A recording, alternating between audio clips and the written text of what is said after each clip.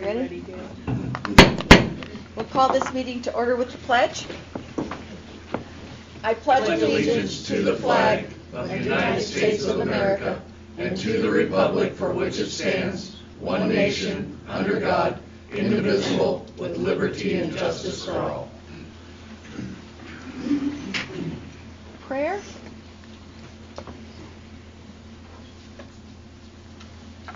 Lord, we lift up the business that is before us tonight and ask that it be carried out in such a way that is pleasing to you and good for the people of Libby.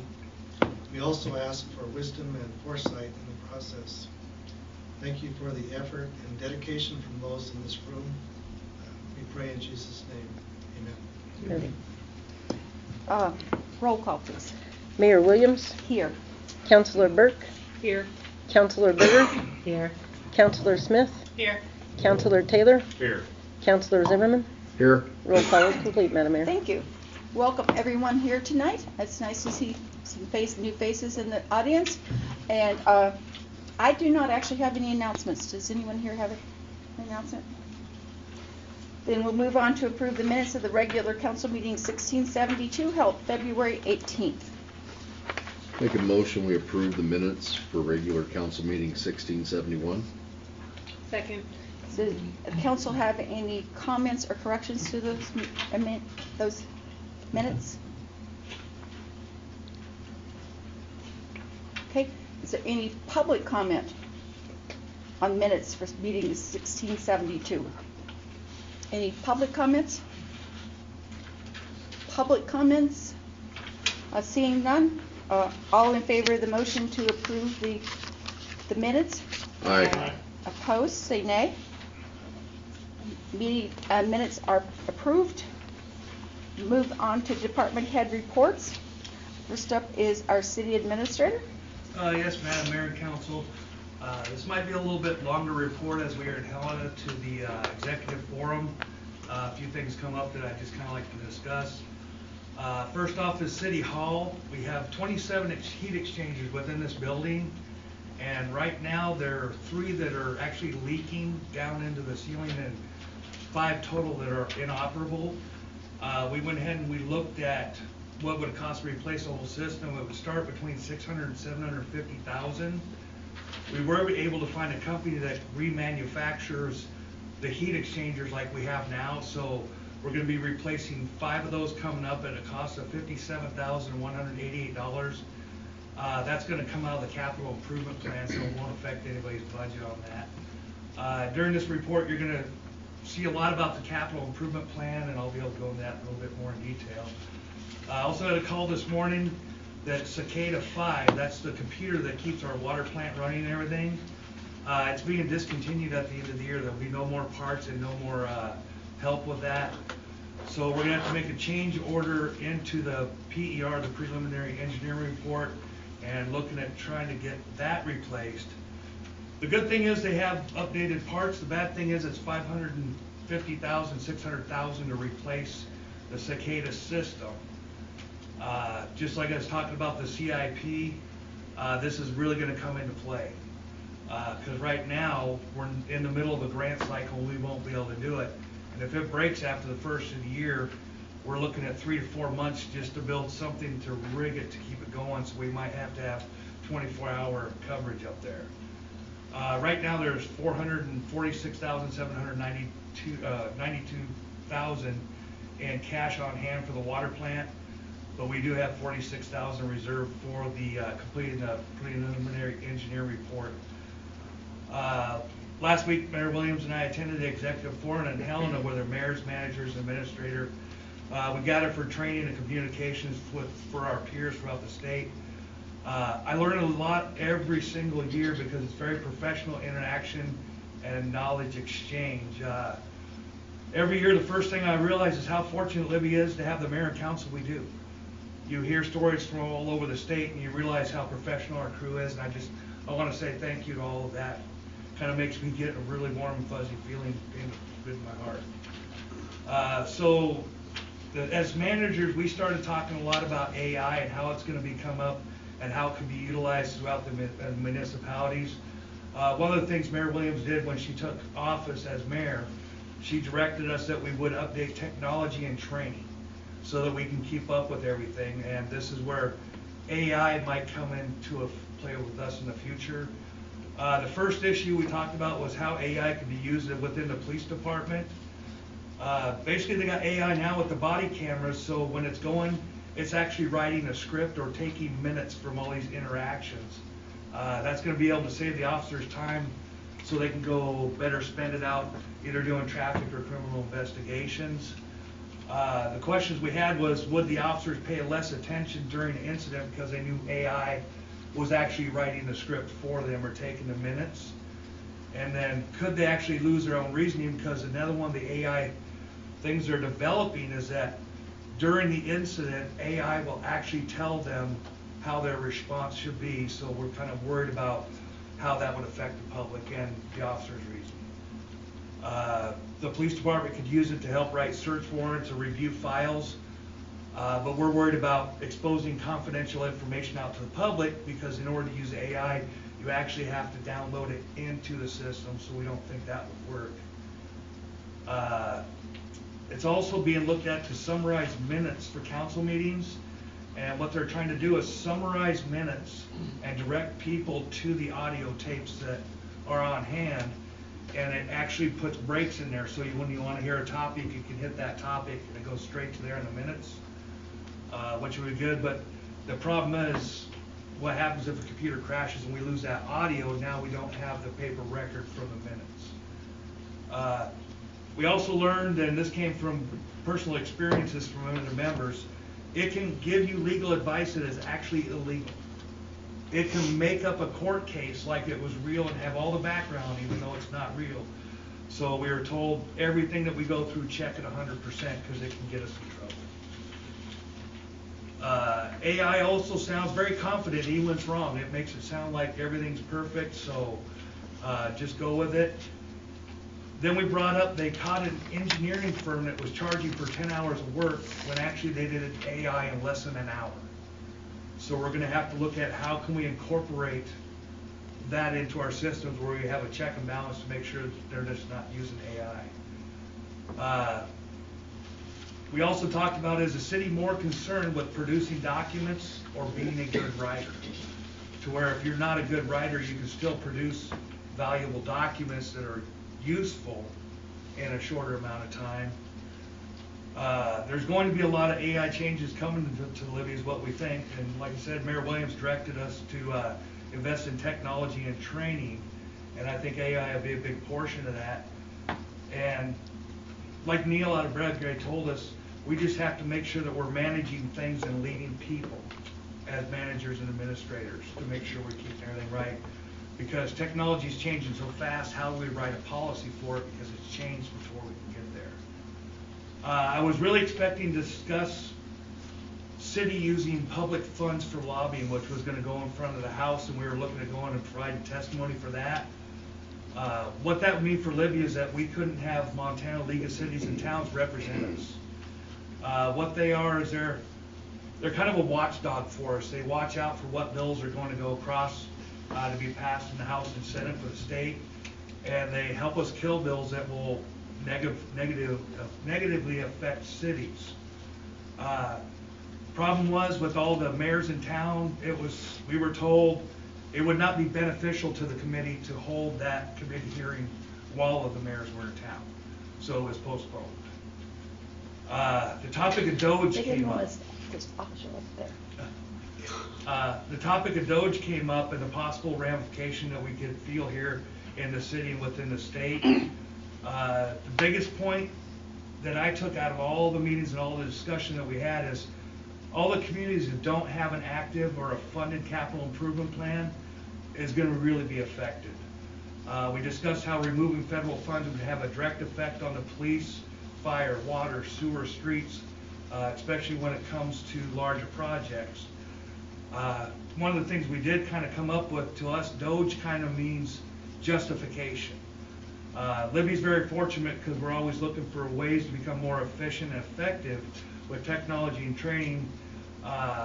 We're very transparent with our budgets and our claims. The council members are all heavily involved in this. in order so that we can fully fund the capital improvement plan. So how's it going to affect Libby with that Doge? For one, the DNRC sent a letter to the Forestry and Lands Trust Division. They placed a temporary pause on United States Forest Service and BLM federally funded projects due to the lack of federal reimbursements. So for us, it looks like the project that was going to mitigate the bank stabilization between the dam and the lower reservoir may be out of reach now. It's in jeopardy right now. So for the lift station, we're looking at $434,000 that's granted by the federal government with the CDBG. That also is in jeopardy now, as well as $125,000 from Rural Ground Loans DNRC. That'd only leave us with the $625,000 if we get it from the MSEP grant for the $1.2 million project of the lift station. And again, this is where it's so vital we discuss that communities have an active and well-funded capital improvement plan, because we have to self-sustain as much as possible. So with all the grants being questioned, one of them also is projects can cost millions of dollars over what a grant will cover, and the capital improvement plans were discussed as being a necessary tool. One of the biggest topics again was building maintenance that always gets neglected because you can't do a large project within one budget year, and that's another good use for the capital improvement plan for roof, siding, paints, windows, heating and air, just like we're hitting now, that can't be funded in a single year. This is again where I think the council, I heard cities at the forum and what they're going through, and I'm so proud that we have who we are, because some of the cities were proud that they haven't raised taxes, their mill values, in 10 to 20 years. Now those cities with the inflations are getting ready to crumble, and the floated mills are looking at dropping them on 1 year, which would triple up their tax payments. So that's where I'm glad that this council has the ability to make the hard decisions the way they do. I just wanted to kind of recap on the capital improvement plan. It's where we earmark money that's not spent. Like in my budget, if I don't spend $5,000 at the end of the year, we take the money and transfer it into the capital improvement plan for larger projects. They have to cost more than $5,000, last more than 5 years, and it was never designed to be, hey, you drop it in 1 year and just spend it the next. So just to let you know, City Hall right now, as of this morning, has $192,612.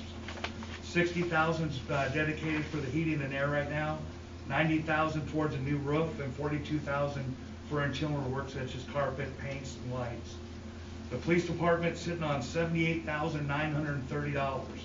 We have $60,000 for a patrol car, so if something happens, we can pay cash and buy a new patrol car right there on the spot. And we got $18,000 going out for building repairs. We got $106,000 sitting in the fire department for a new fire engine. 3 to 4 years from now, we're going to have to buy a fire engine, and instead of borrowing $500,000 or more, we're hoping to get a grant and pay cash for the match so we don't have to borrow the money. In the streets, we have $33,137, which is dedicated right now to a roof. We did a repair on that roof out of the capital improvement plan going on 2 years ago. It's still holding well, but we have to prepare for that. Water sitting on $446,792. $75,000 is dedicated to the building where the birds are chewing it up, the woodpeckers. $25,000 for a new truck, $46,000 for the preliminary engineering report, and $300,000 of projects. This is where if we don't get the grant funding, we may have to use it for the lift station, things like that, to cover it on our own. And finally, sewer has $137,423. $50,000 is dedicated to the preliminary engineering report, $50,000 a generator, and $37,000 of projects. Just a few projects to show how important this is. We've got a new mini. Streets has got a new mower. We did the water main replacement up Cabinet Heights. We got a new streets truck. We got an above ground fuel tank. We got a new roof put on one of the sewer buildings. The sewer got a new boiler. We rebuilt the Bobcat instead of buying a new one. These are just a couple of the projects that have been funded out of it. So Libby is sitting very well, looking forward to the future, as long as we keep in mind that we did have to raise those rates, because now losing grants, we're going to have to be paying for stuff on our own. We have to fund this capital improvement plan every single year to make sure that we're staying away from the larger multi-million-dollar loans. And thank you. I'm proud of all of you for what you do and the wise counsel you give us. And that's my report, Madam Mayor and Council. Thank you. Thank you. Any questions for Mr. Sykes? Okay, thank you. Mr. Williams?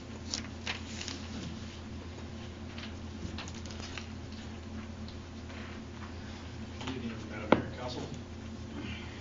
So, missed last month. This month, the month prior to last. This last month we've been just doing the norm, jetting, patching, plowing, keeping the storm drains clear so we can take on the runoff. Our new water distribution operator that we hired, so this is his second month of reading. He's doing an extremely good job. I'm beyond.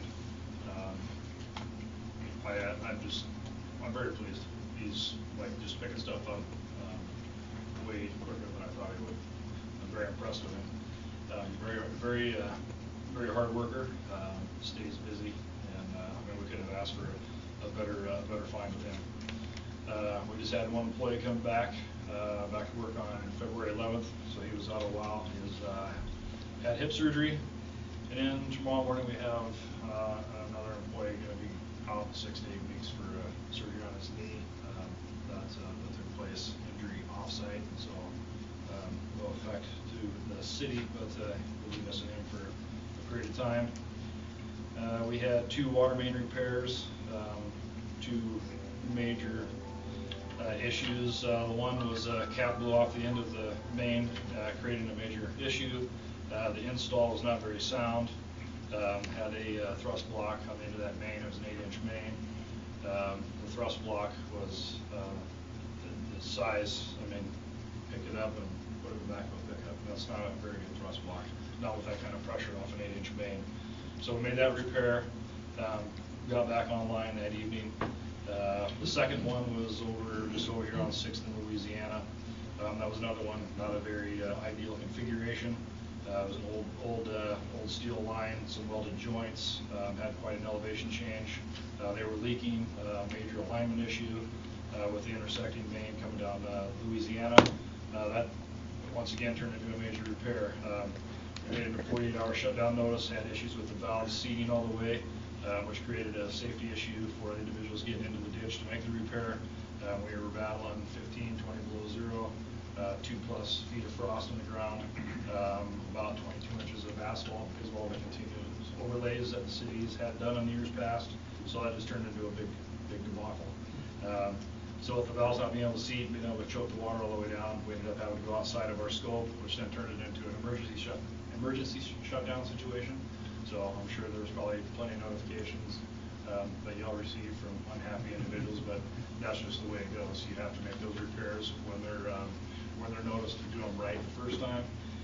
So those are 2 just in recent that hopefully we don't have more of those coming. Ordered a new paint machine. We know we've been doing a lot of talk about paint, what our desires are, kind of getting that all put together, get a plan where we're going to start, kind of what that's going to morph into. We've had some frozen water meters with that cold spell. We also had some frozen service lines, all due to poor insulation or no insulation. Fire hydrant on 8th Street right behind Central School, old Central School, was hit. It snapped off, it broke away like we were supposed to. Repairs are made that day and brought right back online. Clearly understand what is happening with our freeze-thaw event to the city streets. I mean, it's Mother Nature working her magic. Trying to do our best to stay on top of it. This happens every year. However, this year it's been more extreme due to the minimal snow cover for insulation, and the frost has been pounded down, like I said, 2+ feet in some areas, sometimes some areas more. The heaving and unraveling is a result of the streets being built on clay years ago. It acts like a sponge with moisture, expands when it freezes and causes frost jacking, so that's what we're seeing. Right, a lot of the unraveling, the heaving, so it'll come out of it. Frost comes out. 6 burials at the cemetery in February. We've had numerous, you see them all the time, you drive around, just take a look, numerous ordinance violations, people plowing in place of snow in the streets. We've talked about that over and over and over, it continues to happen. throwing tree limbs, leaves, dirt, etc. into the streets, parking vehicles and storing items in the city right away. So they're encroaching into our right of way, they're crowding our curb line. You know, it's just, this is redundant activity. We've also been busy in the shop, making repairs to our sweepers, a couple of our end dumps, and a skid steer, and oil changes getting ready for spring.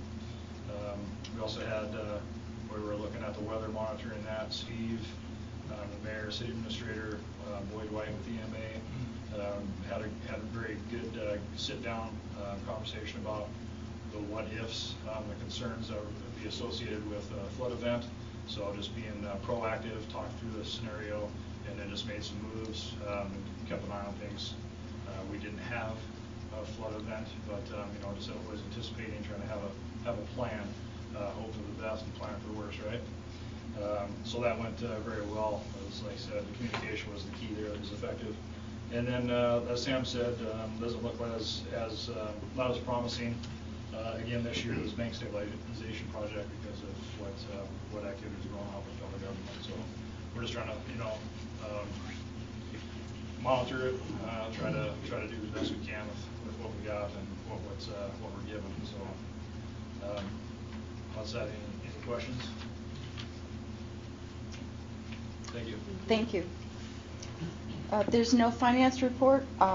Police. Good evening, Madam Mayor, Council. This past month of February, Libby Police Department responded to 125 calls for service. That's last year's 178. Tennessee, with the colder weather, people tend to stay home and don't like to go out too much, so we always see a drop in those numbers. But they responded to 2 assault cases, 7 disturbances, 2 threatening cases, 4 thefts, 11 suspicious acts or people, 5 crashes, 6 drug alcohol offenses, 3 mental health calls, 7 welfare checks, 22 public assists, 9 911 calls, 1 juvenile problem, and 21 traffic stops. So overall, it was a good month, and we keep pushing forward and keep doing what we can to help people. Any questions? Thank you. Thank you. That brings us to council committees. First up is building. Nothing to report this time. Okay. Cemetery and Parks, I have asked Ms. Burke to take the Rambo request for the memorial plaque into Riverfront Park. I've asked her to take that into a Parks Committee. She'll be scheduling a meeting soon and to look at that issue. The information was included in your packet so that you would have an idea of what's going on. Light streets and sidewalks. Light streets and sidewalks. We had a meeting last Wednesday at noon here over the Jeff and Lisa Suter asking for abandonment of some street property down off of City Service Road. Within the committee, we are coming forward with a recommendation to bring it to council so that we can move forward and see what direction we'd like to go with this. I know we need to, I don't know if you heard any word back from Mr. Chisholm on anything? No? So some things there, and then with Sam and Water Department, looking ahead, future, just trying to cross all the T's and dot all the I's to make sure that we have all the information before making a decision. So. Okay. Okay. So are you going to put that recommendation into written form for us? Yes. To make it easier? Yes. Thank you. Ordinances?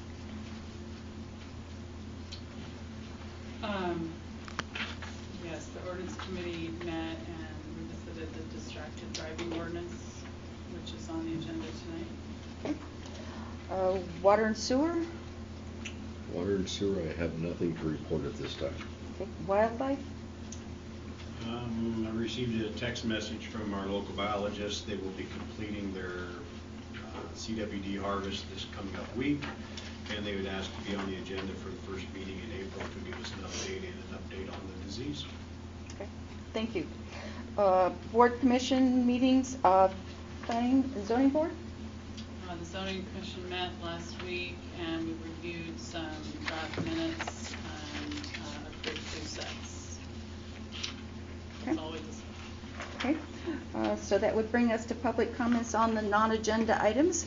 I just want to make sure that everyone understands how to engage and with this public proceeding.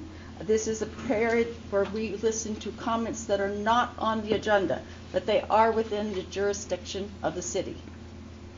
I want to point out this is a comment period, not a question and answer period, and each person is limited to 3 minutes. So if you want to speak on an item that's not on the agenda, just step to the podium, state your name and address, and you will have 3 minutes for your comments. So are there any public comments of items not on the agenda? Items, Mr. Orr?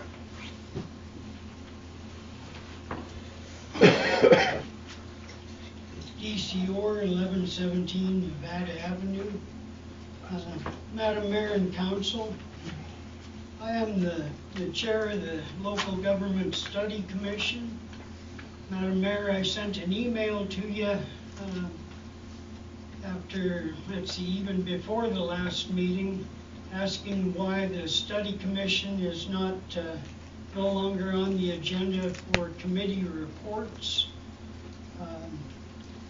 Understand that the study commission has to gather up, we're mandated by the electorate, so we have to gather up a whole bunch of people in this town and get them informed of what we're doing. And if the mayor is strangling us out and not letting us speak, you're just making our job that much harder. I understand that the work we're doing is going to be adversarial with the work that you guys do. We'll talk about some of that later, as a matter of fact. That doesn't mean that you get to just claim that the electorate has not put us in place to do the work that we're doing. And what you're doing is a huge disservice to the electorate.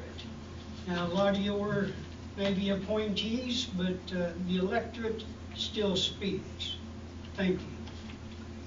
Thank you. Any other public comments, Mr. Baffin? Hi, Vince Backen, 427 Thomas Street, Montana. I'm on the study commission also, and just as a courtesy to the mayor and the city council, we have a set of questions that were developed for the specific person, for the specific reason of presenting these questions to the council and the mayor for the study commission in general around the state. And so if you guys could read it, and if you have any comments, and answer them back, so that when we have the town hall May 22nd, that we'll be able to show to the people of Libby that in fact the mayor and the city council are doing exactly what they're supposed to do. Like Samuel Sykes said, you guys do a great job. We want to highlight that. My position is everybody's doing a great job, and that's what my purpose is, to present these questions to you guys. So please help us out with these, okay? If you can. You've got until the middle of May to do it, and there's only 13 questions. All right? Thank you. Thank you. Any other public comments? Any other public comments? Any other public comments? Then we'll move on to our agenda items under new business. The first one is the update. No, I have the wrong one. Sorry. First one is to hear from Chief Erkenbrock regarding his request to the Mason Moore Foundation safety grant for officers' go bags.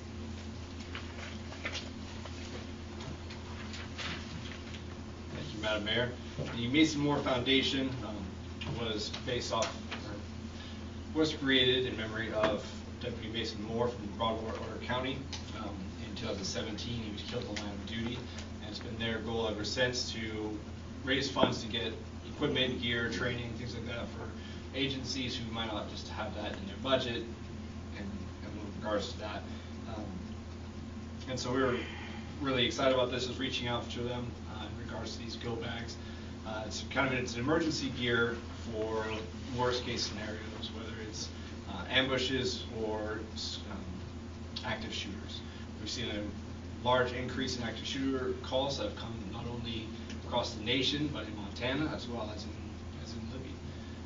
We've responded to 6 calls at the schools this year alone. Fortunately, they've all been false calls, but in a way we'll always respond to every single one of them as if it is real, because we do not want to ever be caught in that situation where we're like, oh, it's just another fake one, and then it's the worst day of all of our lives. So one of these kits is it puts emergency kits, emergency medical supplies right at hand, so officers can grab that. Putting in a first aid kit in the back of the car in emergency situations, they're not going to grab it. Studies have shown that if it's not within arm's reach, they will leave it behind. So anytime that we have these high stress situations, taking out the thinking of it, this allows them to grab it and go and start putting the work to stop the threat, stop the dying. So that's the purpose of these go bags. The request is for $5,000 from the Jason Moore Foundation, and there is no matching funds for this. It's just a donation to help keep officers safe. Any council discussion or comments? I'd just like to say that I really appreciate your pursuit of all these different funding sources to improve all the functioning of the department. I think it's really forward-thinking of you. Any other questions, comments? I would make a motion we approve the chief's request to apply to the Mason Moore Foundation Safety Grant for go bags. Second.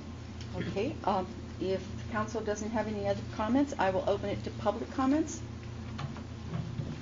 Are there any public comments on the request to apply for the grants for the go bags? Any public comments? Public comments? Okay, seeing no public comments, all in favor of the motion to approve for the grant? Aye. Opposed? Motion carries. The grant is approved. Move on to the council policy and procedures update about committee procedures. I mangled that sentence, didn't I? I worked with Gail to kind of put into writing the way we currently do things in committees, and introduced it at the last meeting. It's on the agenda tonight for discussion or comments from the council on how to, if you like it, don't like it, want to see something changed on it, so that we can move forward and put it into our policies and procedures. I know you had made a comment, Ms. Beth, about the last item about yeah, I think it's really great document for us to guide ourselves by, so thank you for putting it together. I think my only comment was the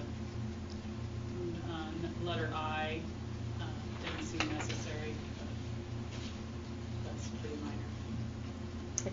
It was just seemed like the ending point was to say it's put a point and say it's done. So it Right. did not bother me to remove it. Mr. Taylor? I see right on. Okay. Looks good. I think it looks good, and I think I is fine or not. Okay. It doesn't matter. Okay. So, are there any public comments on the document for City Council committee policies? Any public comments, Mr. Orr?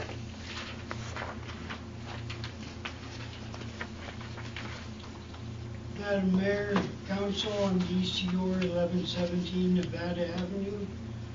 I'm also the chair of a committee that is funded by the city, and as such, we should be allowed to give committee reports.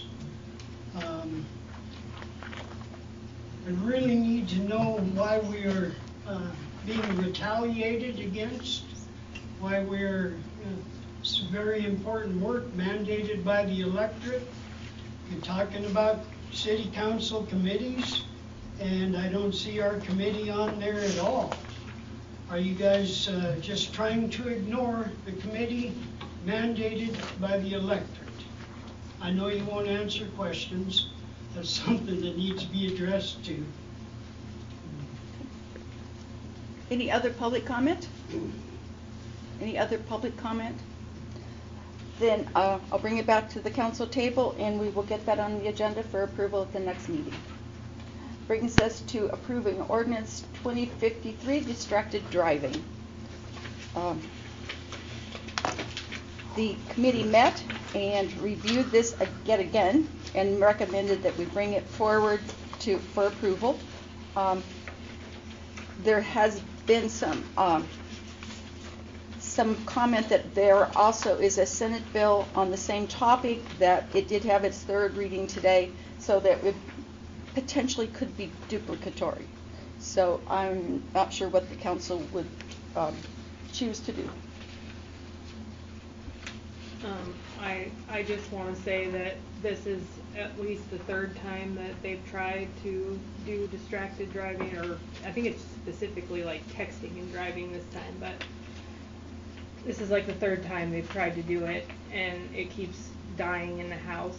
So I don't know if this will ever actually make it through, or if it does, it's years out. But after our committee meeting, I had thought about it a little bit, and the only thing I would want to change about this is striking D from page 2. Yeah, there we go, on page 2. And just making it very specific to actually texting while driving.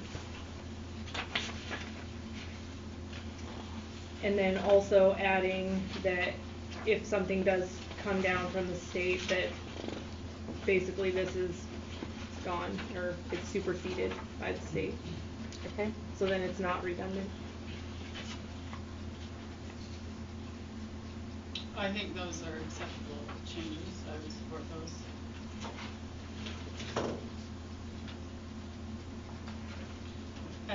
Mayor Williams? Yes. Yes, Mr. Chisholm. Hi, it's Steve. So I'd also just note briefly, subparagraph B under acts prohibited appears to belong in the definitions section as opposed to the acts prohibited section. Okay, in the definition? Yeah, it looks like. Just move it to the definition. Yes, thank you. Sorry. Okay. So, anything else? Not from here, no. Oh, I guess I could say that if this becomes superfluous because the legislature passes a similar bill, we can just rescind it as opposed to putting in sunsetting language, because we might want to see what the actual bill passed is before we determine whether or not we should repeal it. Okay.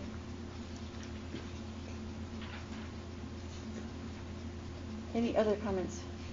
Mr. Taylor, I know that you were originally opposed to it. I am still opposed to it. Madam Mayor, point of order.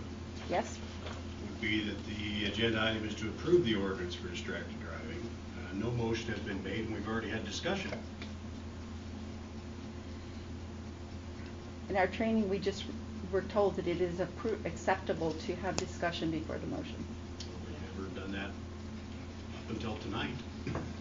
Oh, I would we actually have, We've yes. done it a number of times. I'm opposed to it. Okay. Well, for the sake of discussion amongst my fellow council members, I would make a motion that we approve ordinance number 2053. Second. Okay. And we have some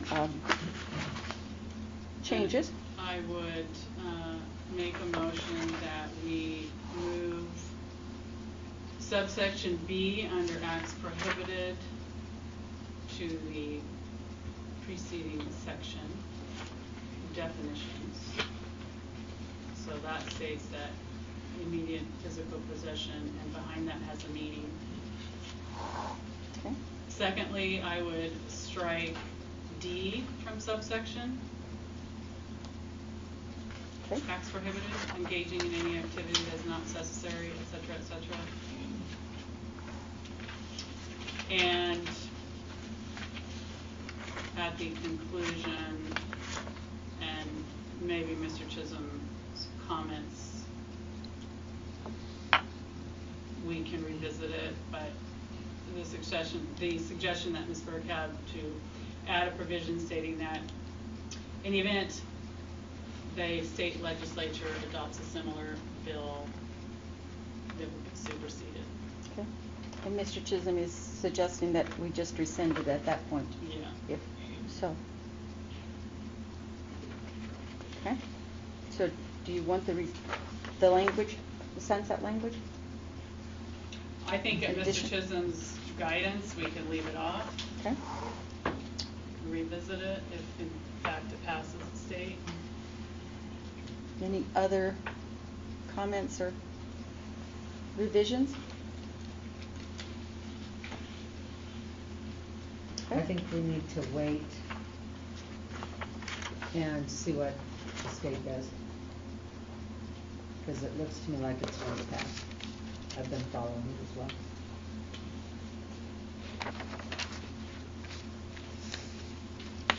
Okay. Any other comments before I open to public comments? No, I guess I don't know why we would wait. I mean, we should be able to act on our own and have our own ordinance, and if the state comes down with something different, we can revisit it at that point.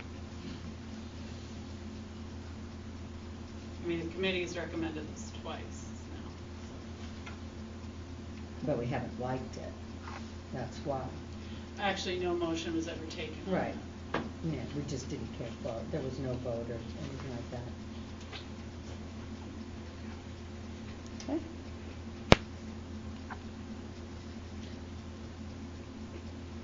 I'm going to open it for public comment unless you. So, is there any public comment on ordinance 2053, the distracted driving? Is there a second?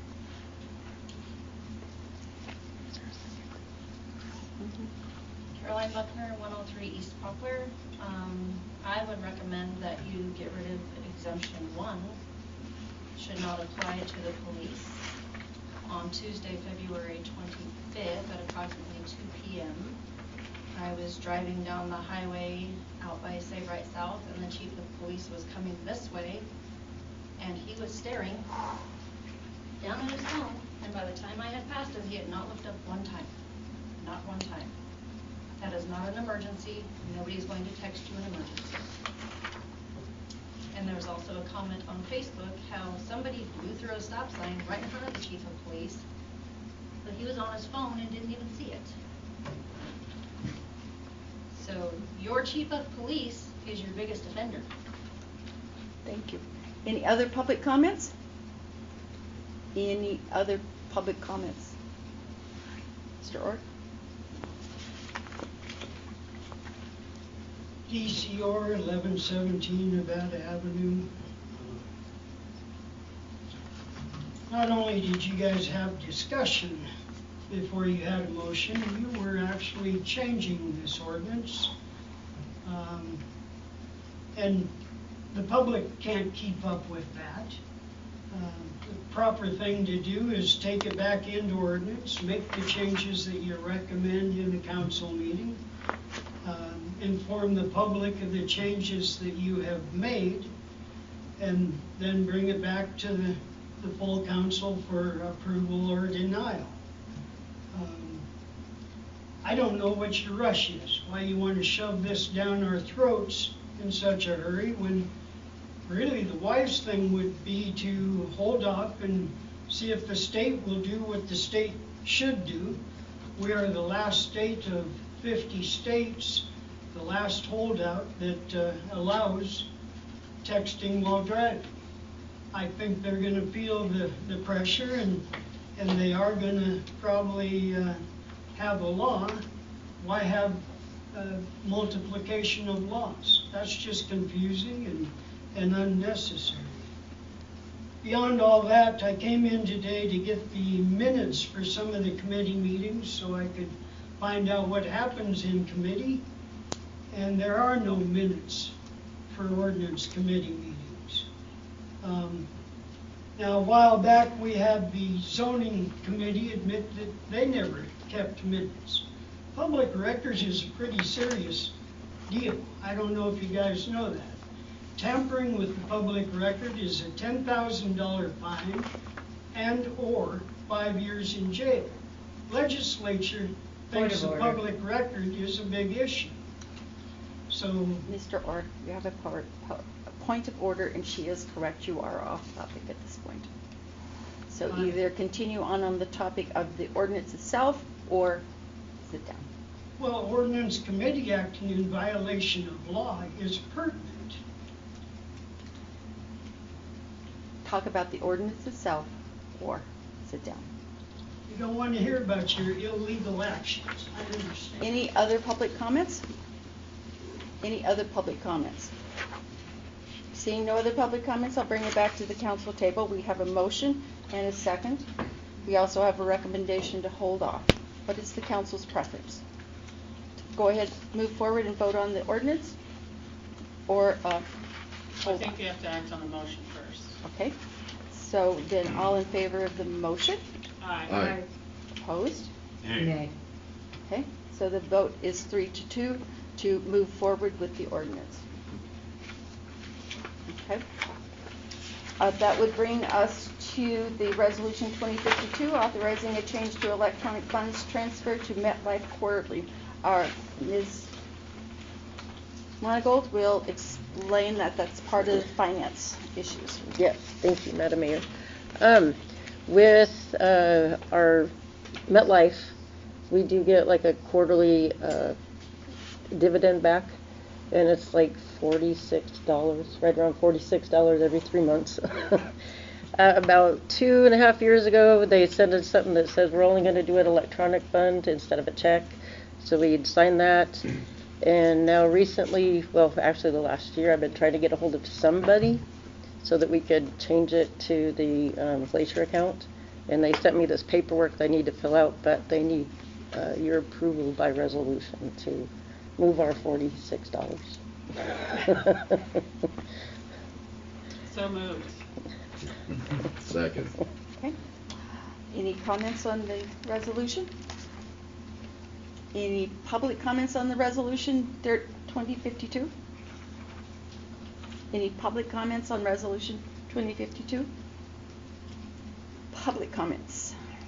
Then seeing no public comments, I'll bring it back for a vote. All in favor of authorizing the change for the electronic funds transfer? Aye. Opposed? Motion carries. You may Get that signed. done. Get that done. That brings us to all claims received to date. Did everyone get a chance to review the claims? Make a motion, we approve all claims received to date. Second. Any questions on those claims? Any public comments on the claims? If you are interested in seeing the claims are basically the bills the city pays. If you're interested in seeing them, they're available on Monday afternoons. You can just come in and talk to either one of the clerks up front or Sam, Leanne, and will show you how to go through them and read them. So if you ever want to see those bills. Seeing no public comment, all in favor of approval of the claims? Aye. All opposed? Motion carries. Claims are approved. Brings us to the business license application, the sewing patch. I'll make a motion, we approve the business license for the sewing patch. Second. Okay, any questions on that business? I'm so glad Stacy's still operating because I have some things that need repaired. So it's very exciting. Okay, any other comments? Any public comments on that business license application? Public comments? Public comments. Seeing no public comments, all in favor of the business license application? Aye. Opposed? Motion carries. The application is approved. Brings us to the discussion and amendment of the Libby Development Fund policy and application process. I have my paper. All right. I did send out a clean copy of the policy as it originally started before we tried to mark it up and amend it. And so Ms. Berger has gone through it and has proposed a couple of changes to it. So the first change, instead of reinventing the wheel on this and Xing out a bunch of stuff, it looks to me like it's a pretty good document, explains pretty much what we want to do. But I would change the approximate funding to the actual funding of $1,606,292. And then down at the bottom of purpose, where it says no new loans to area businesses, I don't think we need that, but I think it should say no loans or grants, and then run with that. So those are the two that you are proposing? Yeah. Anyone have any comments on those two changes? So you're saying no loans and no grants? Correct. So how are you gonna give the money away? We're going to use it in the community, whether it is sidewalks downtown. There's several different ideas that can be used on the parks, whatever is going to benefit the community as a whole. Grants don't benefit the community as a whole. So you are proposing that the city spend it on the city community. projects, okay. Yep. Just for clarification. Not like a water tower or anything, something the community as a whole can use. Sidewalks, street lights, minerals are wreck, it needs help. Well, I beg to differ, and I also beg to differ that grants don't benefit the community as a whole. We spent grant funds on a toilet at Riverfront Park. I think the community finds that probably very beneficial when they use From Riverfront. this funding? Yes. We also spent funds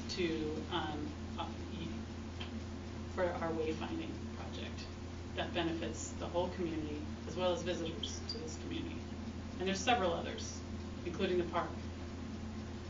But we wouldn't have to make a grant to do that. But we did grant funds to the entity that was putting in some swings, and it was a very collaborative effort to get this park pieces in place. Okay. Any other comments on Ms. Berger's changes?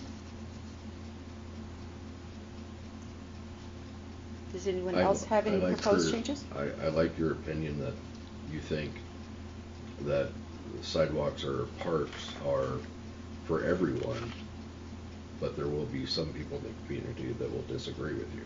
Oh, absolutely. No matter what you pick or where you go, there's going to be some disagreement somewhere. I just feel like the money needs to be used in the community. The grants, we saw how that went last time. That didn't go too well. I said we need to take that out of the equation. Only a few people will apply for the grants. What specifically are you referring to? The 2 grant applications that hit this policy last time. Well, I think we don't want to look at that in isolation. That No, was a I'm very just saying in unique, general. it was a very unique,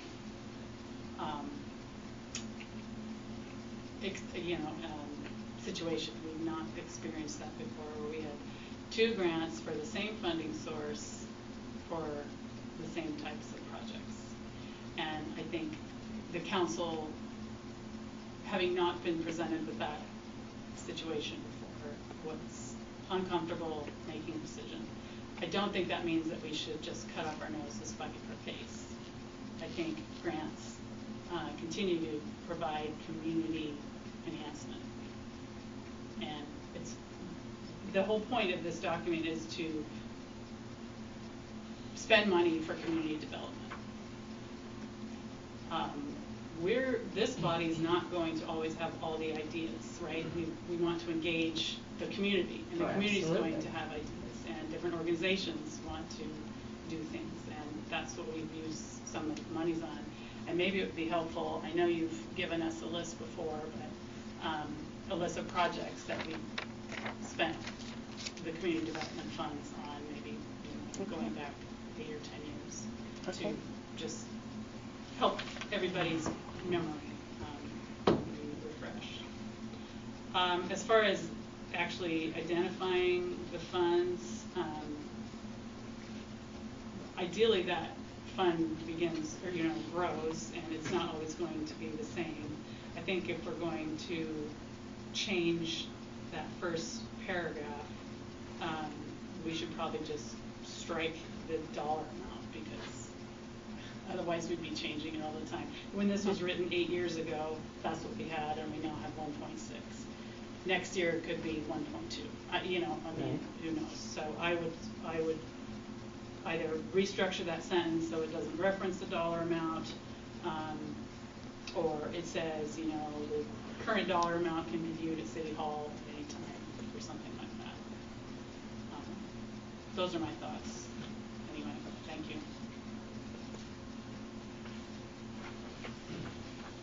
Okay. Anyone else?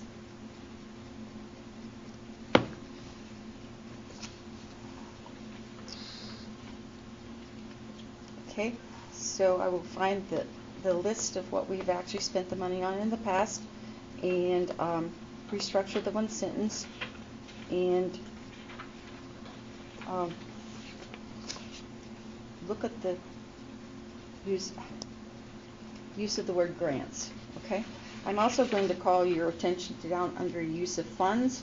We've had this conversation before. Infrastructure is actually sewer and water, so we might need to find a new word for that infrastructure downtown. Okay.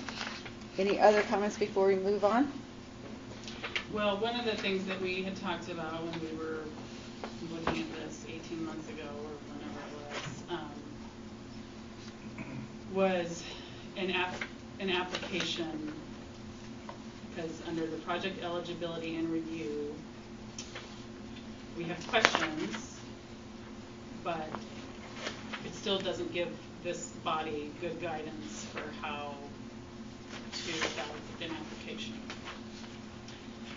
Even if that request is in Right, I mean, that was the whole point of developing this policy, was so we weren't just spending it and spending it and spending it, and all of a sudden there's no funds. It was for us to make good choices and use everybody's money wisely to the benefit of the community. And I think we really succeeded in many, many projects because A, they were matching, right, 50%, when we had a community development organization with an executive director that was pursuing those funds, we could match and have successful projects. Some of the other stuff is not maybe as relevant, but so we could revisit sort of the application or guidance for how we evaluate the use of the funds. Would you by chance still have the draft of that application? I might have it in, because I've tried to save all the pieces of paper as they were changed and came, so I might have it as well. Any other comments?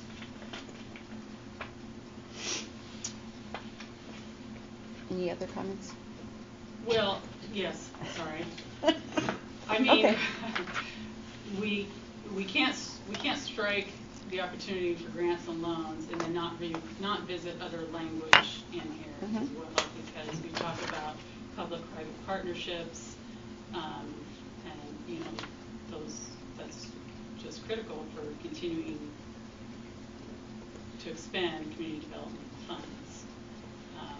So if this body wants to do no grants or loans, we need to have the language aligned within the policy itself. Within the use of this by the city only. Yeah. Okay.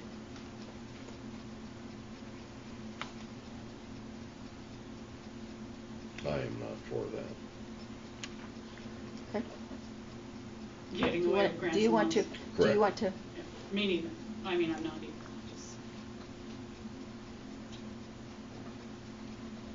Anyone else? Mr. Taylor? Ms. Burke? Haven't heard from the two of you tonight on this subject. Okay. I'd like to see the background of what we have spent this money on. I have a binder, but I don't know if it's up to date.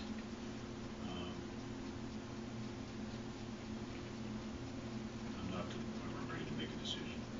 Okay. I don't think anyone is actually. So, okay. Melissa?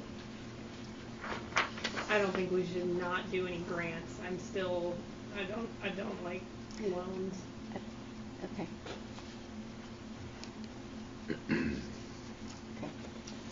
Okay.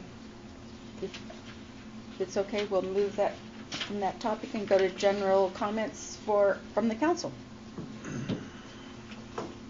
I have some comments on the topic of minutes, because I know folks are very concerned about procedure. In order for minutes to actually be released, the minutes have to be approved by the committee. So the committee meets one day. I don't think it's reasonable to expect minutes to be approved within a few days. So the committee would have to reconvene and approve those minutes in order for them to be made public. That is proper procedure. So no, there are no ordinance committee minutes available for review at this time. But your memo was a good summary of exactly. I summarized the minutes in the memo and stated that that was a record of what happened, and the committee members agreed. Okay. Any other any other council comments? Madam Mayor? Yes. I might send an email out to the mayor requesting some clarification on impact fees and such things with what's going on with the port. She'd send out an email in response. To the best of my knowledge, there's been no discussion about annexing that property into the city limits.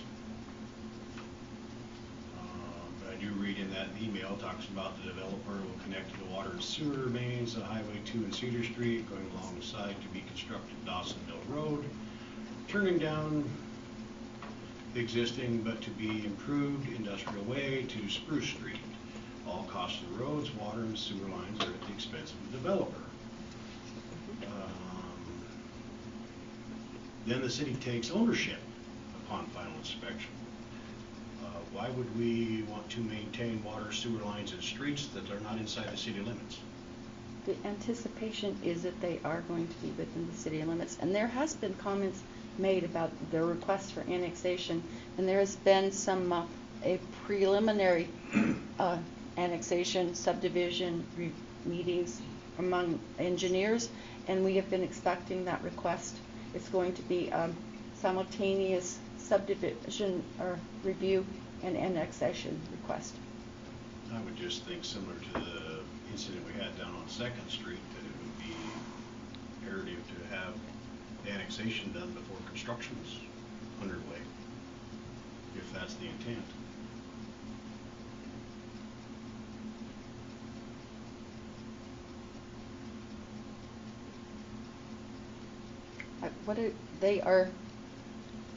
It's all running concurrently, Madam Mayor. Yes. We had the preliminary plat Concurrently, meeting. that was the word.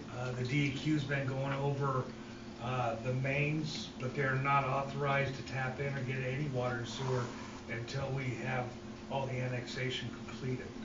So it will be annexed, or they will not actually be able to hook up, and we will not accept it into the city. I think the difference in this case is an entity that actually wants to do it the right way to begin with. Yes. And not try to avoid regulations. Right. They are working on the subdivision, and they are working on the annexation request. So, any other comments, council comments? I entertain a motion to adjourn. So moved. Second. All in favor? Aye. Opposed? Motion carries. Meeting is adjourned.